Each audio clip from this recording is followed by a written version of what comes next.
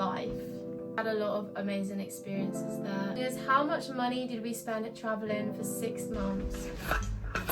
Here is my bottle from the Philippines.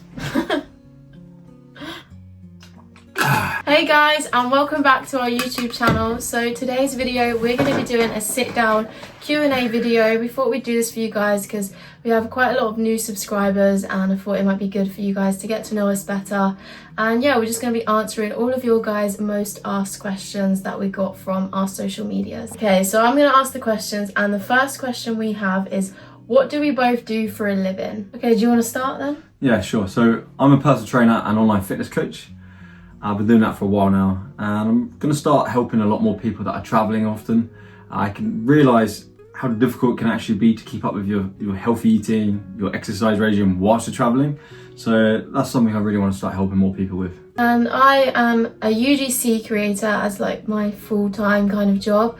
And that basically stands for user generated content creator.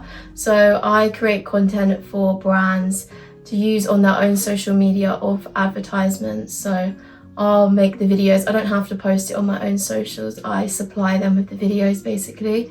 And then I'm also we're trying to build up our YouTube channel and social media platforms as well. The next question is, where did Santino learn to dance?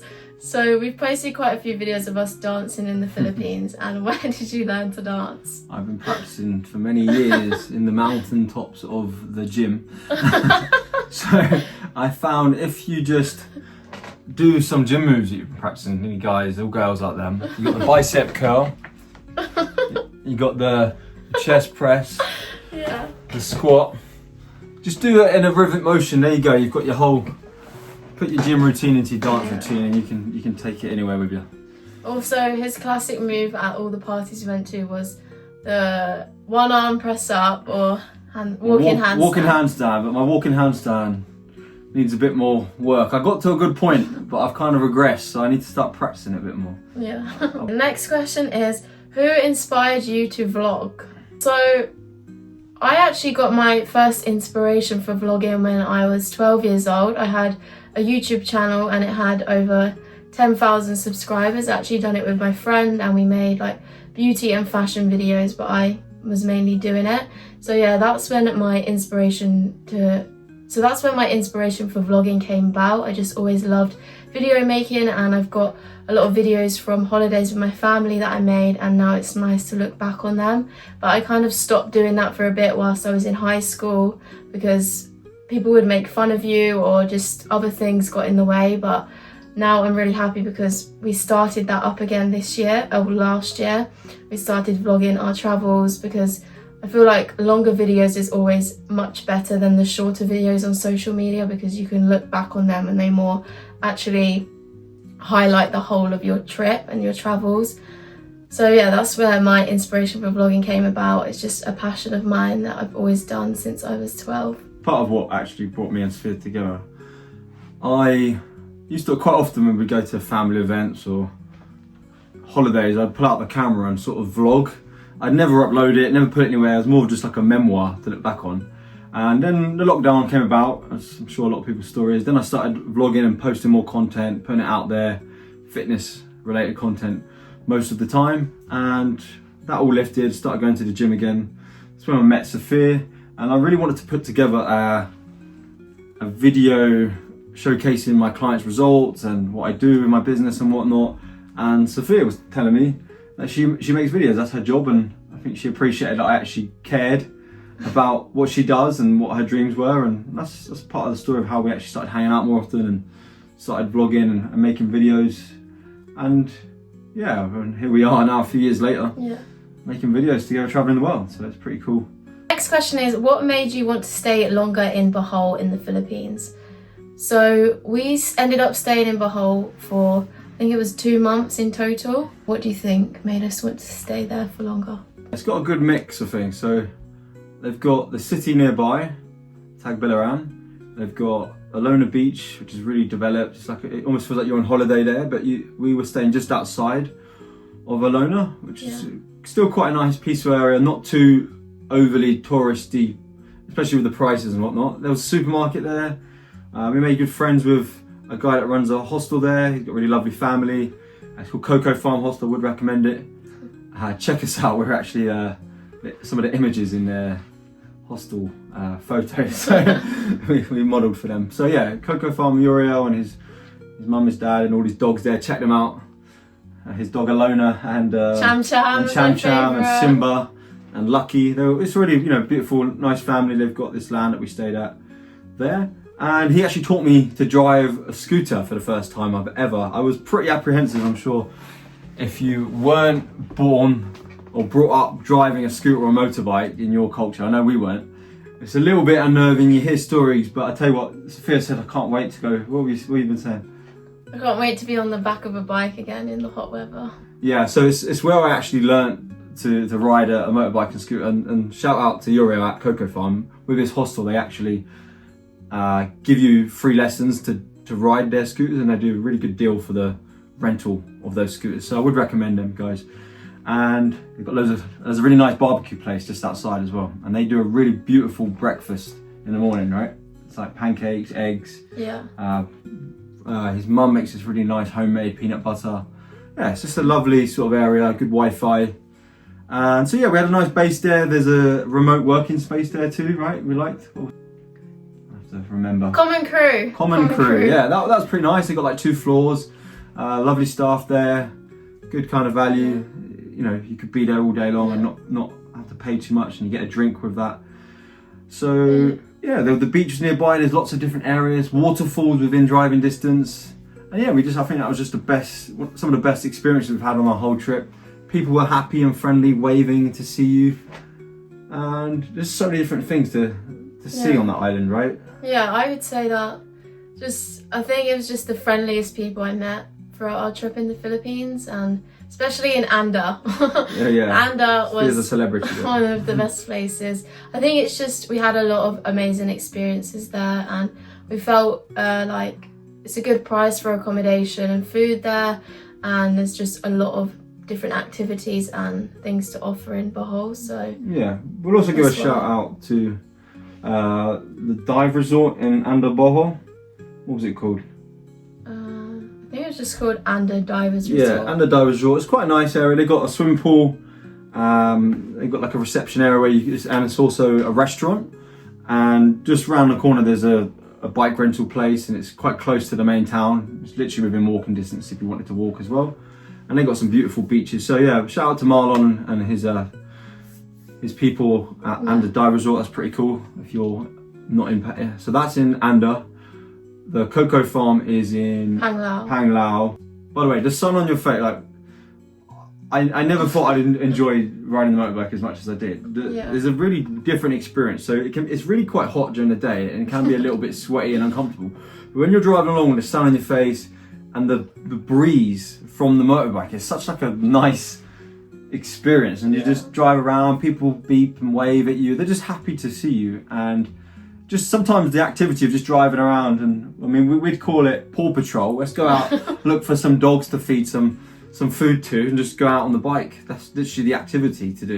You know, it's also me and Sophia try and go to churches, and there's like this really nice church that we really feel welcome to. I used to walk past and I hear the music. It was like really, you know, good sounding music, drums, singing, guitar, and we kind of like peeked ahead in one day. And we're like, should we go in? Yeah. And it was just such a beautiful experience. They're praising God, happy people, happy to see us. So shout out to, what's her name? Elsie, who's a sort of, she's the kind of sitting in pastor. She said she's looking for a male pastor to take the reins there. But they are a really lovely, small little church there. Overall, we just have a lot of connections and friends in Bohol, and there's a lot of different areas you can stay in and so many different experiences. And you also have the city and just kind of everything you need as well. You're also near Cebu, which is a massive city as well. The next question, which everybody asks me every day, is when do you plan to go back to the Philippines? We haven't confirmed anything yet, but we do really enjoy it there, so yeah, we haven't booked anything yet, but we're thinking in May or in a few months, or if not then definitely at some point this year. And leading on to the next question is, Was there any language barriers whilst travelling through the Philippines? I think sometimes, because the Filipinos are always so polite and happy, they might say they know what you mean and they understand what you're saying, but they haven't understood perhaps the full context of things. So less complex phrases you use, the better. So, for example, us in England, we don't often realise that we've got these different expressions and examples. Or let me try and think of one. What's a common English expression? Oh, it's chilly outside today, isn't it? Like, No, you're not going to say you wouldn't, or it's, blimey, it's really boiling outside today. They'd be like, they wouldn't understand like the context of that because it's not a typical expression you would hear. But overall, there wasn't really a language barrier compared to some other places we've been to. With most people, you can easily communicate and make friends really easily because you can just have a proper conversation. And even with some people we met, it was like their English was so good, like they knew every single little thing. But overall, like, I don't think we ever once had to be like, let's get Google Translate up. We also find as well, if we've got a Filipino friend, like we'd usually have a Filipino friend, obviously that makes it so much easier as well. So yeah, if you kind of go around with a Filipino friend, there's like maybe 2 or 3 people that come to mind right now. We'll shout out Crizzle and Daniel. There you go. Shout out to you guys. Thank you for being so warm. From Davao. Crizzle and Daniel from Davao. Yeah, she was kind of like, for example, we'd go to the market. Where did we go with them again? Coron and Bohol. Yeah, we met them in Coron and Bohol. We met them in Bohol and then we kind of kept in touch and went to Coron together. And it'd be nice to have a local speak to the market people, so you know they're giving you the real price, not perhaps the foreigner price, for example. Not that they do that too much, but it's just nice to know you're in good hands. Nice to know you're in good hands, and yeah, shout out to Hirsch for being our local guide. Yes. Next question is: would you live in the Philippines for life? Talking about for life, I mean, I don't know how easy it's going to be to travel in the future. You hear things about carbon credits and things like that. So it's a beautiful country, and obviously we were brought up in England, so it's hard to say we would never leave. But I think it's started to become a yearly second thing. home. Yeah. So yeah, for sure, we need to look into the legalities and if we were to purchase a property or want to have a business there, we need to look into doing it right and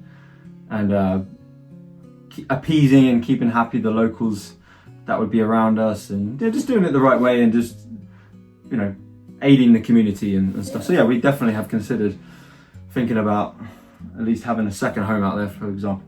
Yeah, it's definitely on our mind because it does feel like home to us, and I guess we was living there for 5 months, and we're going to be going back again soon. So yeah, I think it is definitely a second home for us. I think we just need to look into things about raising kids there and things like that for the future, but it's definitely on our mind. The next question is, what is your favourite food in the Philippines? Kind of had this ritual, and literally every single one I had was different. What's it called? Caridad. Beef caridad. No, beef caldereta. Yes, that's it. So, beef caldereta, yeah? So I think I first had one knowingly that I consciously picked it. I probably had it before that already, but one in El Nido, and it was like, what's the name of the place? I think it was like Ocean View or something. It was like a hotel and actually had restaurant. it in Mobile at the street, the food court. Okay. You had it in Mobile. All right. So yeah, that became my dish. For example, the one in El Nido I got from this place, actually more than once. They used peanut butter, and it was like an interesting mix. It tasted pretty good, to be fair. It was like a tomatoey peanut butter, and they gave me loads of beef. So it seemed to be the dish that gave me a good amount of beef. And then we got it again in El Nido, in Palawan, and it was like completely different. It was like a really more tomatoey, rich, almost a bit more sweeter dish. So yeah, that was my dish. What about you? My favourite is either chicken adobo, I always get that, or also the beef sour soup. I think the correct name for it is the beef nilagan baka soup. It's the beef soup with the big beef bones in it and the sweet corn and I think potatoes and ginger. Yeah, I really love the sour soup. It's definitely one of my favourites. Right. And also shout out to someone who actually lives in England now, but they're from the Philippines. Cecil, I don't know if you'll ever see this, but thank you for it's a friend of Sophia's. We featured her in the Filipino Christmas party video, our previous video. She's a friend of Sophia's nan or grandma, and she's Filipino. She's married an English guy from our hometown, and she just lives nearby. And they were around your nan's house, right? And we met them there, and we just said, hey, we'd love to learn a little bit about how to make a chicken adobo and beef caldereta, because we've been eating it, but we haven't really seen the process of how it's made. So yeah, thank you for showing us the different ingredients and the process it makes. She had her friend round. Jojo. Is that his name, Jojo? All the way from the Philippines, just here in England on holiday. So we literally got a local to make it for us. So yeah, it was very tasty and nice to see how it was prepared. The next question is, when did you guys start traveling? We had been on a couple of holidays, just 1 week holidays in Europe, but both of us had never been outside of Europe before. So we started our traveling in end of August 2023 when we went on a 3-month trip. We first went to Dubai as like a stopover for a few nights, and then we went to Bali, Indonesia, and a couple other parts in Indonesia, and then we went to the Philippines for 1 month. Nice for me and you to go to places that we've both never been before outside of Europe, so it was a good bonding experience for us to like do something new together that we haven't already experienced with family members, for example. And obviously be away from home for a long amount of time compared to just like a 2 or 1 week holiday is a completely different experience. And we actually made a vision board. We didn't actually finish the vision board. We made it, but the main thing on it was literally exactly how our life panned out. It's funny that it was in front of my old bed at my old house, and we'd wake up in the morning and see this vision board of all the different travels. And I think we actually ended up at this pool in Bali that looked just like the picture we had on the vision board. One of these pictures we had on the vision board. So we didn't complete it. That reminds me, we must make a new vision board this time, Sophia. At the moment, we've got an empty beach we're going to. The next question is, how much money did we spend traveling for 6 months? We don't really keep track of everything, but I would say as an overall for 6 months, traveling in the Philippines and Thailand, we probably spent about £1,000 a month equivalent, right? £1,000 a month, I think. So, well, no, actually, I think we spent about 5,000 each, so about 10,000 in total, with like the flights, getting there and back, and But daily living costs. So we'd go through periods of time when sometimes we'd volunteer and they'd provide a big breakfast, for example, like I spoke about earlier, which would keep you full for a lot of the day. And other times we'd literally just have accommodation and go out for food 3 times a day, and there was no kitchen to cook anything. So it kind of fluctuated.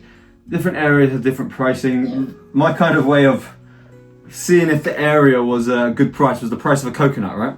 So I think well, the price of I've got it for free before, but if someone sold me, I think the lowest we got it for was like 20 pesos once they were selling it for. Or 30, yeah. I think once it was 20, but I just didn't buy it. But I purchased the one for 30, like you said. So, and then other times you could buy a coconut and it was like 150 to 200 pesos, and that's when you know you're in a bit of a tourist trap area. So, coconut under 50 pesos at the moment in 2024 when we were there is means you're in an area which is not too pricey. I think we spent about £10,000 roughly within 6 months for 2 people.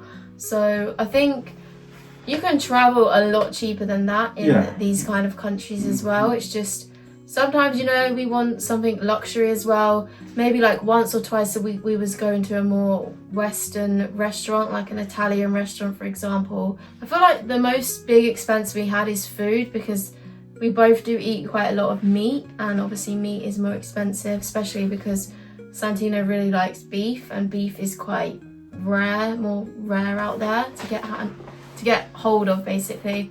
Yeah. So I think you could travel a lot more cheaply than that. You could spend probably £500 a month.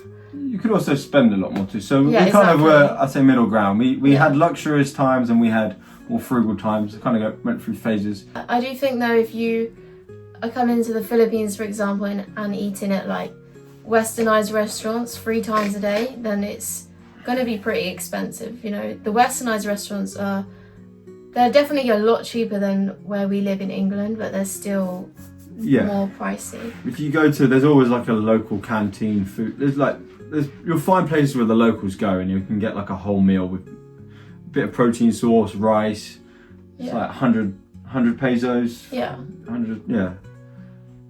We like our favourite fast food sort of place there was Mang in Asal. Oh, it's so good. I can't wait to have it. It's kind of like a Nando's equivalent, but much better price. It's like 100 pesos for a massive piece of chicken and rice, and they even do unlimited rice there, and the chicken's just so tasty. It's so good. Yeah, it's really juicy and succulent. You don't even need sauces and stuff, but they provide it. There's quite a lot of them in the more developed areas and whatnot. Yeah, they're in the cities. Yeah. And the last question is, what is your favourite country you've travelled to and why? I'm guessing you guys can probably guess our favourite country, but what is our favourite country? So, favourite country that we've travelled to, so far, Philippines. However, every part of Philippines feels like a different country, so it's so much new things to explore. Even now, even though we've been there for a total of 6 months of our life so far. There's so many other places. Like I keep writing them down because people are commenting on my videos. Oh, check out this place, this place. I'm like, I need my whole life to explore these places. Some places, Davao, Boracay. What else? Where was that magic river place? That's near Davao. Yeah. Yeah, and places in Manila as well, near the capital. Siquijor. Yeah, Siquijor. Balabac. Yeah, there's so many other places we'd also go back. So so far we've had, I think what makes a trip is just how you feel from the people that you meet there. And I think we just made the most friends so far, maybe because we just spent the most time there. But we just seem to make the most friends so far there. And that makes all the difference, right? You can go travel somewhere, but if you don't ever make an emotional connection or emotional, or have a great conversation with someone in that place and feel like a part of a community, then it can probably feel like just another place you go to. So everyone's experience is different. I'm sure one person can come to England and say, oh wow, it's amazing, the people are so friendly and happy, and another person's experience can be everybody was on the bus or the subway and was rude and moody with me. So everyone's experience is based upon how you interact with others around you and the emotional connections you make. So far we have some really great connections out there. Yeah, I would say the Philippines is my favourite country I've travelled to, and it is super beautiful. I found that the beaches are the best beaches I've been to. You know, you could have a beach all to yourself, and it feels really untouched there because there's just a lot of different islands to explore.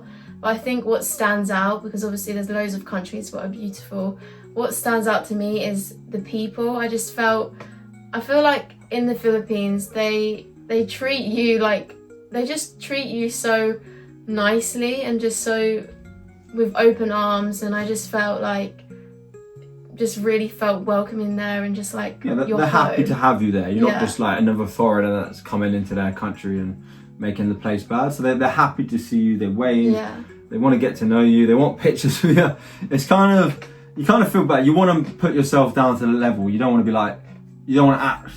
I don't want them to feel like I think we're better than them or anything. And so it's kind of like one of them things. Yeah, we just want to be friends with them as well. Yeah, we want to get to know them and talk to them as well. And it's nice that they take an interest, because sometimes you can see people looking and I'm like, hey, how's it going? You're right. And then I'll engage them and you realise they just wanted to have a chat and conversation. Like one time at the beach in Siargao. We went to a bit more of a secluded place in Siargao, like more up north, was it? Or south? Yeah, north. Away from the main area.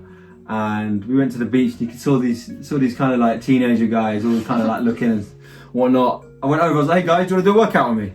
Because I was about to do a workout on the beach, and they're just like proper up for it, wanted to do a training session.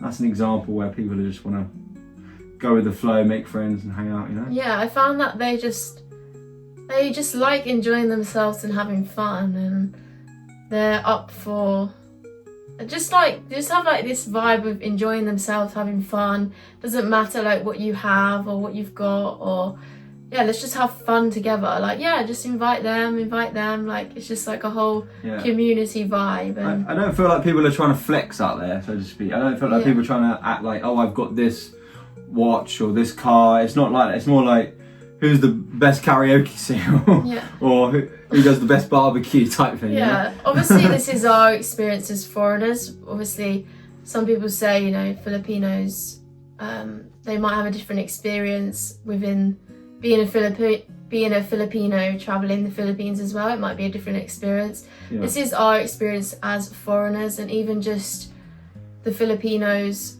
obviously it's a benefit to them as well having tourists in their country, because we can supply them with more jobs and obviously give them money. So I think they really appreciate people exploring their country, as well as a lot of Filipinos can't even afford to explore their own country. So seeing our videos actually motivates them to be like, oh, this place is in our country, I want to explore there one day. Thank you guys for watching this video, and comment down below any other videos you want us to film whilst we are here in England, or any other things you want to know about us.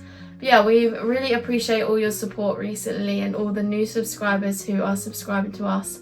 And yeah, we can't wait to document more of our travels soon. Get on it, and God bless. Bye guys!